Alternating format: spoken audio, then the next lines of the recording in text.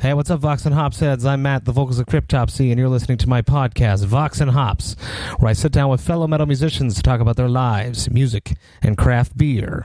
Devastation on the Nation is less than 1 month away. It is coming up fast, it is coming up strong. This year's lineup features Rotting Christ, Borknagar, Wolfheart, Abigail Williams, and Imperial Triumphant, and this is a tour that you do not want to miss. Devastation on the Nation 2020 is proudly brought to you by Metal Festival Tours, Continental Touring, and the Vox&Hops podcast. If you do not have your tickets, you should absolutely pick them up. A few of these shows have already sold out, such as Brooklyn, New York, and Chicago. But all you people in Brooklyn, don't worry, because the crazy people at Devastation on the Nation have decided to play 2 shows in one day. That's right, you heard me right. There's one show starting, the early show, and that one is sold out, so you can't go to that one. But if you do not have your tickets and you're disappointed about that in Brooklyn, don't worry, because they just opened up another show. Same day, same venue at St. Vitus. This show starts at 11 p.m. It's going to run late. It's going to be an extreme party. There are only 250 tickets, which I imagine there are even less than now because they announced this last week. So if you do not have your tickets to any of these shows coming up, let alone this Brooklyn show, you should absolutely grab them because more shows are going to sell out. I can guarantee you that. Chicago sold out. LA is going to sell out. If you don't have your tickets, you got to grab that. I've heard that a bunch of these have low ticket warnings, so act fast via the link in description of this podcast, or you can simply go to metalfestivaltours.com. For the 4 Canadian shows of Devastation on the Nation, I have organized the Vox and Hops Devastation on the Nation craft beer parties. These are either pre-show parties or after-show parties. Either way, there has been custom craft beers that have been brewed in each city, each called Devastation, in Vancouver, in Toronto, in Montreal, and in Quebec City. All the information for those parties is available on all the Vox and Hops social media pages and is also available on the metalfestivaltours.com website. There is a section where they talk about the Vox and Hops craft beer parties. So if you can come out to these shows, you can come out to these parties, you absolutely should. It's going to be a bunch of Vox and Hops heads, the Devastation on the Nation crew, and band members. And for some of these parties, even I'm going to be there. So come out and party with me, craft beer style. Hey, I'm Mike from Vitriol, and you're listening to Vox and Hops. Hey, that's right. Thank you so much, Mike. Great episode I recorded with Mike last week from Vitriol. Much love, much respect. I watched their set. I was blown away. They are hungry, hungry animals. If you have not seen Vitriol yet, they are a band that should absolutely be on your radar. They are vicious, ferocious, unrelenting, hungry animals on stage, and it left me with such a smile on my face. So, huge shout out to Mike. Stoked to release that episode coming up in the next few weeks. On today's podcast, I'm with Chris Wiseman, the guitarist of Shadow of Intent. Here it is, Vox and Hops, episode number 113.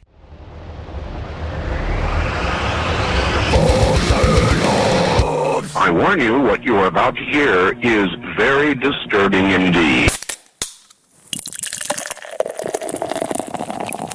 Hey, what's up, everybody? Today I'm with Chris Wiseman. Hey, how are from you? Shadow of Intent. I'm very good. How are you?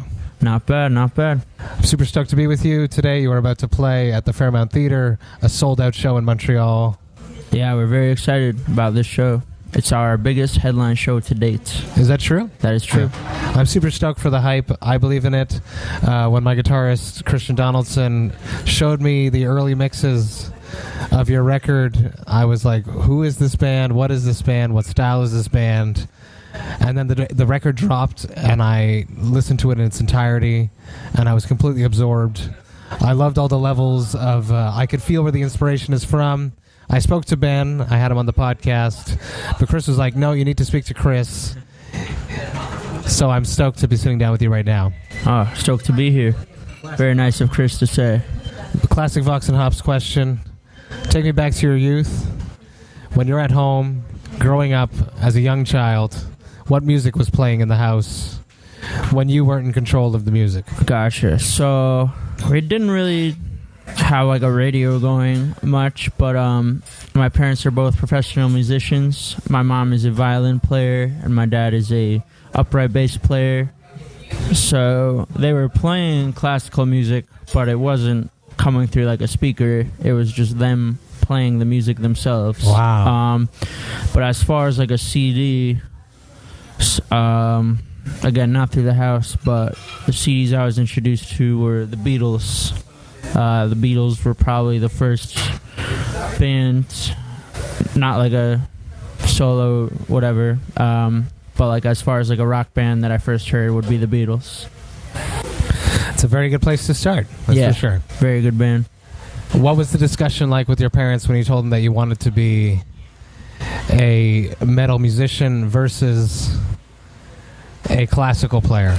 It's not very much support. So I started off piano at 6 and started cello at age 12, and then how did this happen? I don't want to say forced into playing both, but we'll say forced into playing both just for fun. And by the time I was 14, I discovered this video game.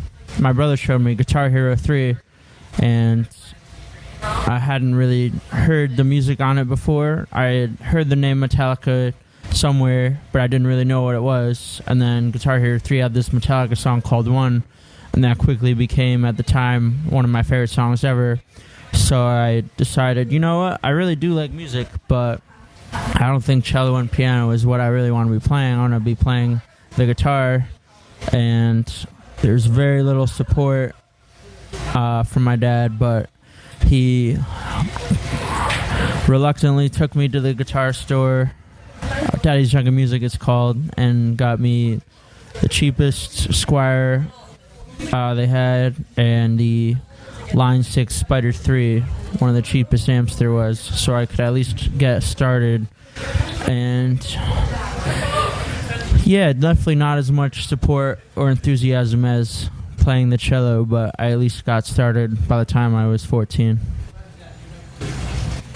Was it at the point when you discovered this Metallica song One, were you like deciphering it out on the cello, on the piano? Before transitioning to a guitar? I believe so, something like that. So before I had got that electric guitar, I did go to music camp a little bit, and there's like an acoustic guitar teacher, and so I had at least like a nylon classical guitar that I was deciphering out these Guitar Hero songs. There was a Muse song called Knights of Sidonia. There's Slipknot, Before I Forget. There was, a lot of good songs on that game, if you've ever played it. I have, of course, yes. Yes, very good. So yeah, definitely deciphering out some stuff before even getting my first electric guitar. It's almost funny that video games have such an important role in the creation of your career. I would not have known what metal was if it wasn't for Guitar Hero 3. No one had introduced me to metal before that game, to be honest. From when I spoke with Ben, Shadow of Intent was like a Halo homage band initially. Right, so I had written a few songs for my old band at the time that dissolved, unfortunately, and I had met Ben at a show and wanted to collaborate with him, and I said, why don't we use these songs from this band that just dissolved? And he said, cool, but is it cool if I write all the songs about Halo? I said, I don't care, write about whatever you want. This is just for fun, no expectations whatsoever, just do what you want. Your vocals are great, so I'm sure it'll sound fine, whatever you write it about. So you learn guitar, you learn metal music through a video game. Shadow of Intent gets its creation, its lyrical concepts from a video game. That is correct. I think it's super interesting that both of these things have tied in together. That's funny. I didn't make that connection, but that is very true. It's without video games, there might not be what Shadow of Intent is right now. That's 100% true. Wow. I just spoke with Bryce. I asked Bryce this question: how can he explain the hype behind Shadow? How do you explain it? You guys are super hot right now. Everyone is all about you. I love the record. The record's strong. How can you explain it? I definitely can. I can definitely provide a few guesses. From what I understand, from the beginning, Ben did his best to be an active member of like the Facebook metal community and would support other people's projects and would always promote his own. And that sort of got the initial word spread. And I think the best promotion for any business or product has always been word of mouth. And I think the band has never really been into paid promotion or ads or stuff like that. We've always just relied on word of mouth as much as we can. So I like to think, as arrogant as this may sound, that the music is just good enough to be supported by word of mouth. Because I don't think there's really anything special about our image per se. We're not dressing up in any specific way.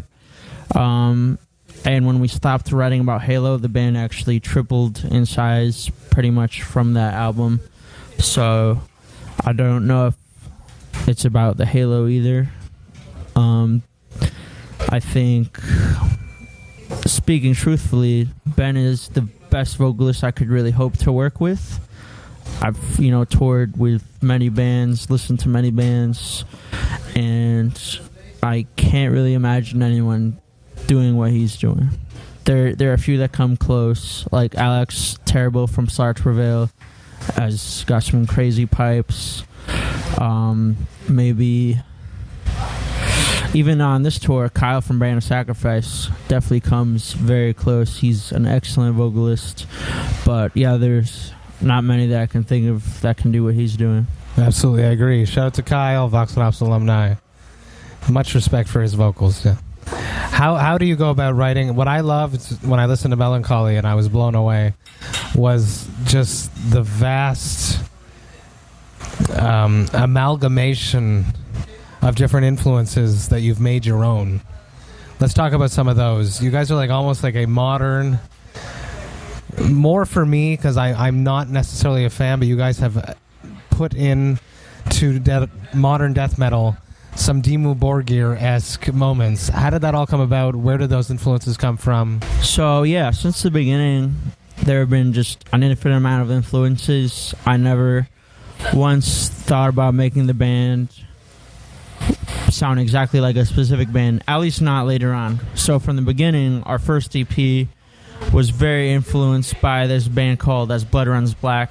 Their first album was like a melodic death metal, melodic deathcore type thing. And they had like a signature sound that, was very captivating for me at the time. So if you listen to our first EP and you listen to their first album, I'm sure you could derive some similarities. But the orchestral and black metal stuff, me and Ben and I both, we're big Dimmu Borgir fans.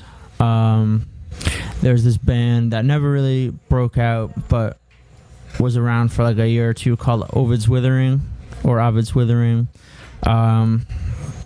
That, got us really excited about the idea of combining orchestra with metal. There's Septic Flesh and Flesh God Apocalypse were great ones. Even Winds of Plague for me. So there was definitely like a lot of, like a driving force to make me want to add orchestra music. I thought all those bands were doing something really cool, and I wanted to try to give it my own spin. As far as Dimmu Borgir in particular, I guess me and Ben always said from the beginning that it was one of our favorites, and they did it super well. But as far as like other influences for the music, gradually added more and more. And I've really, for some of this newer stuff, want to cite Trivium. They have the Shogun album. Yes, of course. It's like a progressive melodic thrash. It's got it all. It's a very great album with a lot of different variety. There's Machine Head, The Blackening, another great metal album. There, As Lay Dying, The Powerless Rise. A lot of great, modern metal albums that I've been listening to forever, and are forever ingrained into my mind and anything I really make. So definitely want to cite those bands. Let's talk about your clean vocals.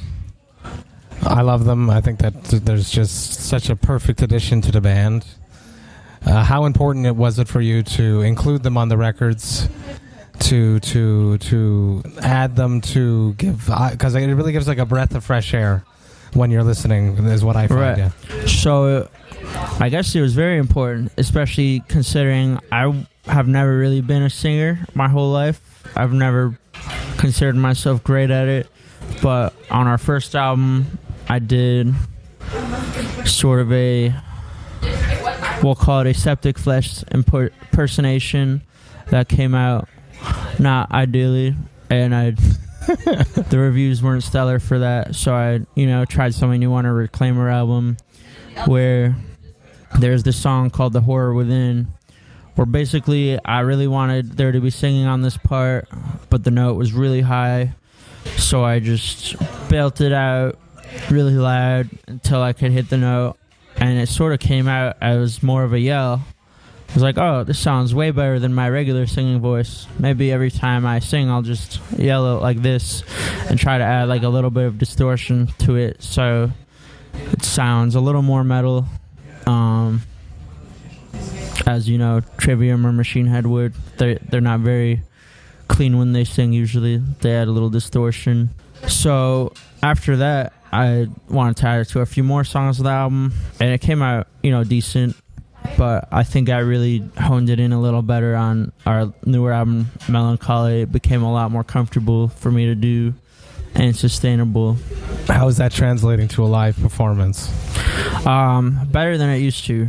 It was definitely a little harder for me to start, but honestly, after recording Melancholy and getting all those different takes, I really felt a lot more comfortable with the technique, and and I'm really glad to have our bass player, Andrew, who also does a kind of similar technique, but he pretty much backs me up for all my singing parts. So and on Melancholy, he also is somewhere there in the mix too, a little further back, but he'll do some distorted singing as well along with me. So with both of us, it feels like a lot more powerful than it could have been. So I can't, take all the credit for how it sounds. I'm definitely glad to have, his voice, meshed with mine to make it, as aggressive as we can get it, Of course. Vox&Hops is all about hanging out with metal dudes, drinking some craft beer. Today, we have the rock star of Vox&Hops, the beer that I have had on the podcast the most. This is Boreal's IPA du Nord Est. It's a hazy, delicious New England IPA. It is wonderful. It's juicy. It's perfect to really change the craft beer scene. Yeah, definitely one of the better beers that I've had. Are you a craft beer enthusiast? Not in the slightest. Drinking for me is very selective. I do like my sweets, so the sweeter the beverage, the more likely I am to enjoy it. But this one hits the spot pretty well, I must say. I asked Ben this question. I'm curious about your answer. If you could ever have a Shadow of Intent craft beer, what would the beer's name be? What would the style of the beer be? I don't even know what the styles are. I'm not that.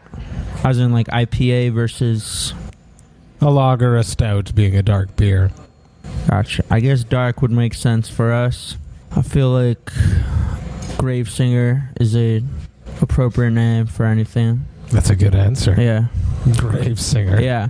Well, I was thinking like if Shadow of Intent ever started a record label, we could call it Gravesinger Records or something.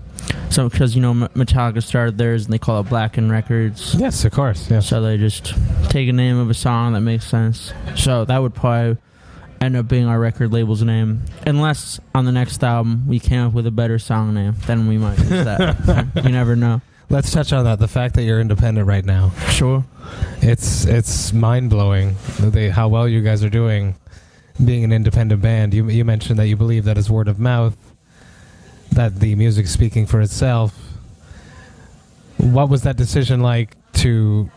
I've heard that you've had offers from many labels. You guys chose to refuse them all. Yeah, we have to this day refused them all. So there's definitely a lot of reasons. So from the beginning, I've been participating in another band called Currents that's been touring, close to half the year.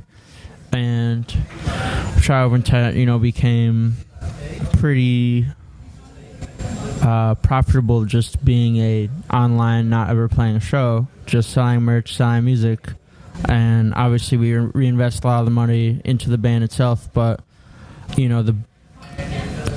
on its own, it's sort of like owning a clothing company where it's just like passive income that you can make. So originally I just figured, if we got a record label, that goes away. So, and touring, when starting out, you don't really make a lot. So if I'm already touring with Currents, not making anything for the first year or two, and figure, well, if I'm going to be away from home and not able to work, it'd be nice to have some kind of passive income. So that was sort of, I guess, where the idea started. And then the band kept growing, which in both ways made me think, maybe if we had a label, it could grow even more than I imagined. Or maybe if we don't ever have a label, it'll become more and more worthwhile. So it was a constant internal battle, but ultimately... Within yourself or within the band even? I guess within myself. Me and Ben, have been running everything since the beginning. And he's usually pretty good about agreeing with everything I come up with unless he feels strongly one way or another. But he was like, yeah, I don't feel like we need a label. I don't feel like we need a manager. I feel like we're fine with what we're doing. And, the creative control is nice. I know some of the labels that I've offered from, they, would have let us keep complete creative control. But ultimately, having someone else make decisions for you and steer the ship for you is a little frightening based on, stories I've heard from other bands where records can get shelved. But I think the thing we're most afraid of is a record getting rushed, a deadline having to be met, and us not being able to take proper time on our record and wanting to stick us in a studio for a month, and then whatever comes out is our record. And I don't think Shallow Intent would have as good music if we did it that way, where if we tried to prepare something, we go in a month with like a producer, and whatever came out was our album, whether we liked it or not. We are very meticulous with every little detail, and the fact that we get to record it ourselves and change anything at any point in the process, I think, makes us a lot happier with how the music comes out. I like, listening through a song a bunch of times and saying, is there any point in this where my attention drops?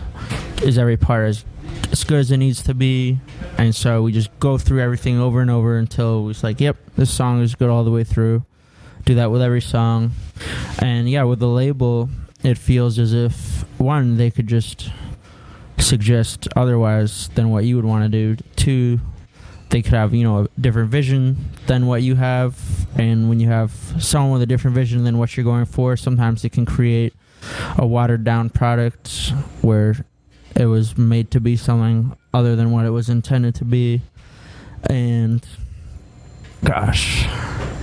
But yeah, just taking time to record it the way you want it to be, taking the time to mix it the way you want it to be, rather than being forced to meet a deadline, I think was very important for what we've been doing. Especially because at the end of the day, it's your reputation that's on the line. Precisely. Your artistic integrity. And with labels, most of the time, they're looking at dollar signs. Yeah, we really just, our main concern is, are we happy with what this music is? Does this represent what we want? And when you have other people's interests, it, dilutes your own interests. And it just seemed, whenever we talked to labels, they, said some interesting things. And maybe our band would be bigger if we were on a label, but maybe we wouldn't be. And we'd basically be paying to take a chance on that. I'm sure maybe it's a safe bet that we would be, because someone like Nuclear Blast has like a lot of power and distribution and ability to make things happen. But I just noticed that some labels will prioritize other bands and some bands will just get shelved. And not really see the benefits of the label, and they're just sort of getting taken advantage of, kind of. Or they just get coasted. They got distributed, they got but minimal attention. Yeah. And the label's like, well, this didn't do what we thought it was going to do, but we'll keep taking your money. And you're still ours. Right. So without being on a label, there's a lot of stuff that comes with that, such as having to fill all the roles that a label does. Right. How have you guys handled that? You say no manager, no label, no booking agent. So the booking agent thing is actually an exception. So our story with booking agents, we started with when we booked our first few shows, we had no agent. But once we announced that we were playing live, we got contacted by the agent that Kearns had at the time, JJ Castier from 33 and West. He still books Oceano and Spy and a couple other bands. And he put us on tours with Carnifex, Oceano, Black Dahlia Murder, Whitechapel. I mean, the Black Dahlia Murder, you could argue Trevor put us on it.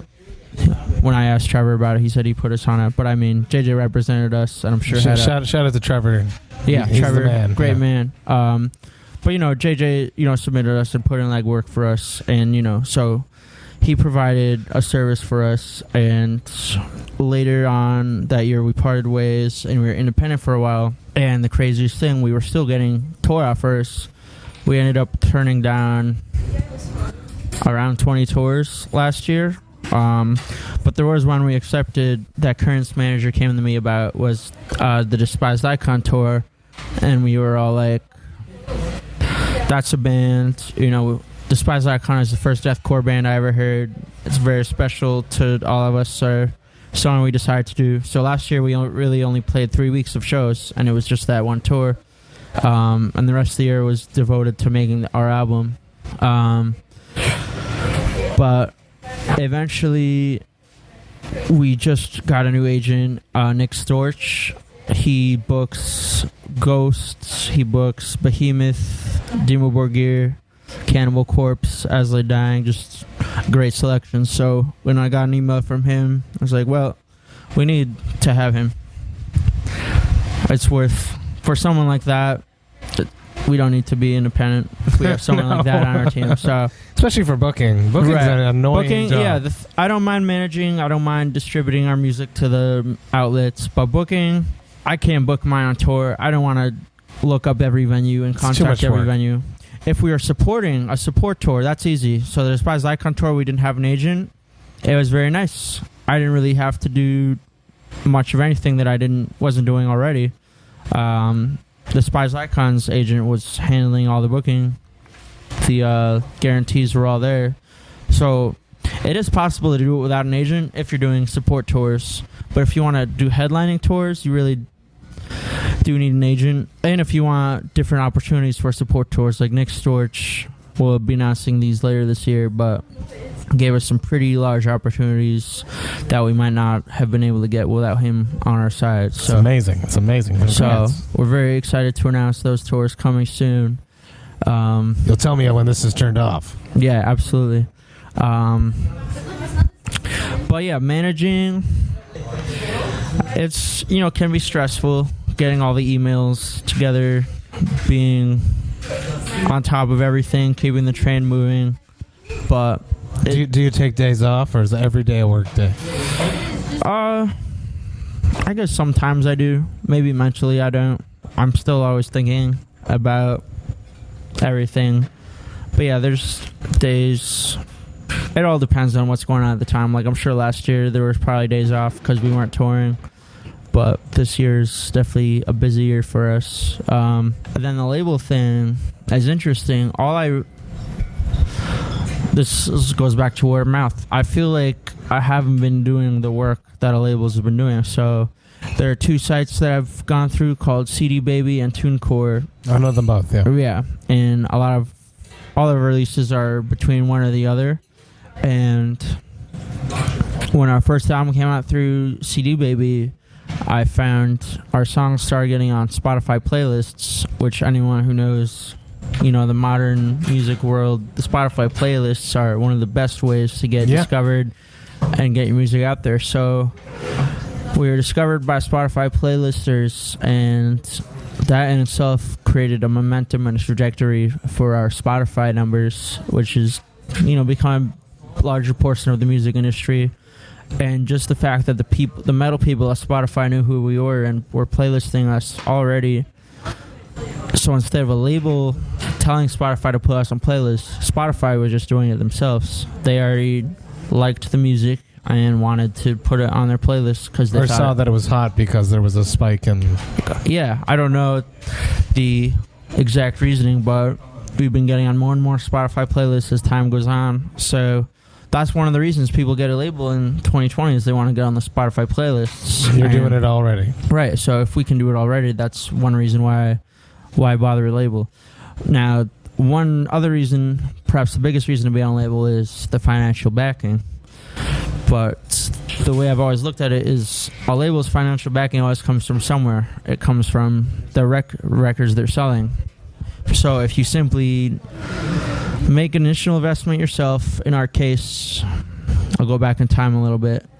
To get our first album out, all recorded and mixed, I recorded myself, cost about $2K to get all the mixing done, artwork, upload to CD Baby, a small amount of merch, some CD printing. It was around $2K. So just save up $2K, me and Ben, and invest it, make an investment in our career, and it paid off. So every year, making more and more money, and we could invest more and more into better mixed albums, more production, more merch. From my boy Christian Donaldson. Right, yeah, eventually Christian Donaldson did the mix for us, and it's the most satisfied we've been with a mix ever. We're definitely using him again. Yes, Vox&Hops alumni. Let's go. But so yeah, the financial backing. So eventually, it just was like, well, if we just put this money aside, it's as if we're getting label advances. Say we make, back then we were making a little less, but after like several months, we had $30K in our account sitting after our first album came out, and we're like, okay, well, we can afford a good mix for our second album. We can afford to make music videos. We can afford way more merch.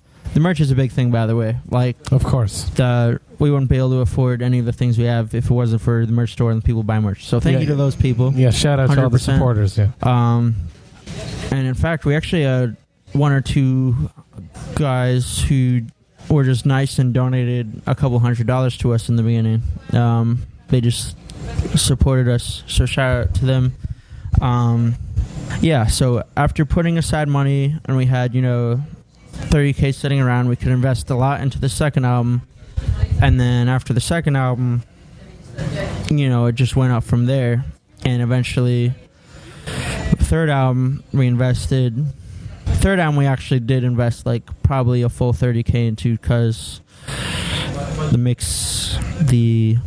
spent a lot of music videos. We had some really cool music videos. I actually don't even know the exact numbers, but I just know we did invest more and more as time goes on. And I think the investment is important. When I started out, I was like, oh, we're doing good. We don't need music videos. We don't need crazy production. We just, can do whatever and people will like it. But honestly, I think not looking cheap is very important, at least for us. If you can present yourself as sounding just as good as every other band there is and looking just as good as every other band there is, that's important, because then you get taken as seriously as the other bands. And I like to think that the way this tour happened and the way the album was received is a result of that. Is just we invested in what we were doing and made sure everything looked a certain way and sounded a certain way. And everything is paid off. Exactly. Everything. Yeah, we've never once gone into debt. We were just, don't spend money we don't have. If we need more time to save it up, we will wait. That's no problem. That was one other thing. We were never really, I don't want to say we didn't rush, because there were times when I said we need to get the album done or else people are going to forget about us. We need to keep the momentum going. but at the same time, we didn't ever want to sacrifice the quality of what we were doing. So I, pushed Ben to, let's get these vocals done. I need to get these songs done. But at the same time, if they weren't done the way we wanted them to get done, we will spend more time on it. That's no problem. So we never gave ourselves a final deadline. Melancholy, I wanted to be out in April originally, and we pushed it back a couple months just because we needed more time, and did not really negatively impact it. I figured people would have forgotten about us, the momentum would have gone down, and we had to build it back up. But the next video premiere was over double what any of our videos were ever premiered at. So I think the timing worked out very well. Having Trevor was very nice. Again, shout out to Trevor. Very great man. Very lucky to know that guy. Yeah, he's a future Vox&Hops alumni, and he doesn't even know it. Oh, he will be, yeah. And then the other thing labels do, besides the money, is just like the general marketing and advertising. And that's the one thing that I feel like if we had a label, they would be putting more legwork into that area than I have been. And maybe that's a potential criticism of this band, is maybe we could be spending money on advertisement. Maybe we're crazy not to be spending more on advertisement. But you're playing so that half of this tour was sold out. That is correct. So on one hand, I can say we don't need it. We're doing fine the way we are. But on the other hand, you're like, well, maybe we could be doing better if we were doing it. I guess I just heard rumors. I'm not sure if this is true, but that if you start paying for social media boosts, then the algorithms change, and then your posts without boosts are lower than they would have been if you had never started boosting. So I was honestly just scared to do that most of the time. So I never ended up doing that. Well, I mean, we did it every once in a while, but we never, relied on it. And then YouTube, I tried. There's like a way to boost your YouTube videos, and I tried figuring it out, and it didn't work, and I just gave up. And maybe that was stupid of me. Maybe I should have spent more time into it. But again, everything that you guys are doing is just so organic, though. So I feel like there are services that a label could provide for us, but I've seen, bands of similar size on a label not growing at the same rate. So to me, that suggests that a label might not always be what it's cracked up to be. But I will say that when Currents signed to its label, our numbers did grow a lot. And I think Currents' growth definitely benefited from having the label. But in this case, I don't think that's... Again, you'll never know. Maybe we could be as big as Behemoth already if we were on a label. But I don't think so. I think we grew about as fast as we could have if we did have a label, in my opinion. Will Shadow ever sign to a label? Is it something that you'll just always say no to, or if the right offer's there? I guess I don't really know what the right offer is. We have been offered 50-50 deals, which are, pretty cool. But I don't even know if that's enough, if that's worth it for me. At the moment, it just seems like it's not the move, and it's kind of become our identity to not be on a label. But, maybe it'll change one day.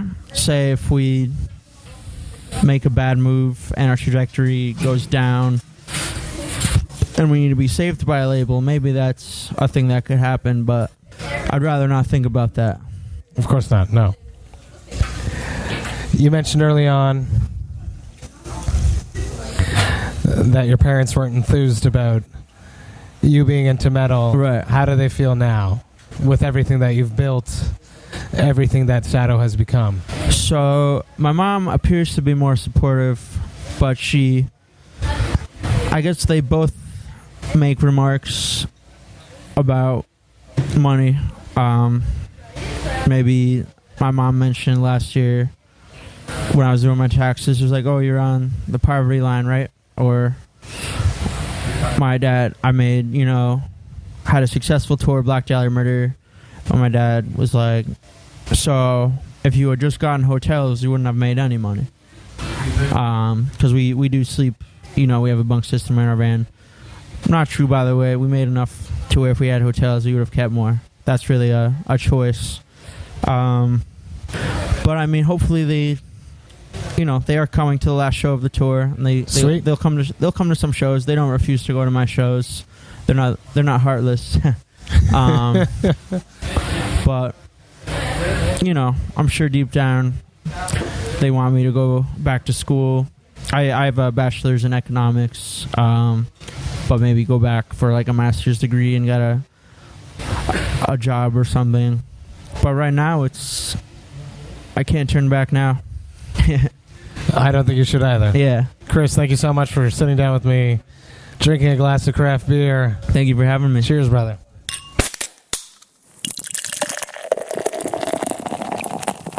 Hey, thank you all so much for listening right to the end. You know that I love and appreciate that. I had such a great chat with Chris, so smart, so insightful when it comes to being an independent artist. A lot of you people listening to this podcast right now start taking notes because he has cracked the algorithm of how to be a successful independent artist. I am in awe, and I just love watching smart, young, talented people accomplish their goals and take it so much farther. I can't wait to see what the future holds for Shadow of Intent, but it's absolutely bright. So huge shout out to Chris. Thank you so much for coming out to the podcast. I'm so stoked to see what's coming up next. As always, the best way to support the Vox&Hops podcast is via the Vox&Hops Big Cartel page. Up there right now, we have 3 items. We have the pre-order for the very first Vox&Hops Enjoy Life Metal and Craft Beer Zip-Up Hoodie. I will be closing the pre-orders for this on this coming Wednesday, on March 4th. If you have not placed your order yet and you intended to do so, this is me reminding you nicely, because after that, they're gone. I'm not going to be making any more. This is another limited item. I will not be making another hoodie such as these.